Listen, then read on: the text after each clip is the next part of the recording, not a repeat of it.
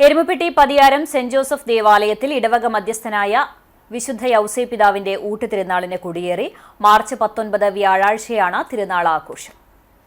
കൊടികയറ്റ് കർമ്മം രാമനാഥപുരം രൂപത minor seminary father Justin തടത്തിൽ നിർവഹിച്ചു. വികാരി ഫാദർ ജോയ് ചിറ്റിലപ്പിള്ളി സഹകാർമ്മികനായി. തുടർന്നുള്ള നവനാൾ ദിനങ്ങളിൽ വൈകിട്ട് കുർബാന, ലതീഞ്ഞ്, നൊവേന, കുടുംബ കൂട്ടായ്മകളുടെയും സംഘടനകളുടെയും നേതൃത്വത്തിൽ കാഴ്ച സമർപ്പണം എന്നിവയുണ്ടാകും. തിരുനാൾ ദിവസമായ വ്യാഴാഴ്ച രാവിലെ 6-ന് കുർബാന, ഊട്ടാശീർവാദം, തുടർന്ന് 10-ന് നടക്കുന്ന ആഘോഷമായ റാസ കുർബാനയ്ക്ക് ഫാദർ ബിജു പാടേങ്ങാടൻ മുഖ്യ കാർമ്മികത്വം വഹിക്കും. ഫാദർ ഫിജോ ആലപ്പാടൻ തിരുനാൾ സന്ദേശം നൽകും. ഫാദർ ഷോജോ മഞ്ഞാടിക്കൽ സഹകാർമ്മികനാകും. തുടർന്ന് നേർച്ച സദ്യയും ഉണ്ടാകും.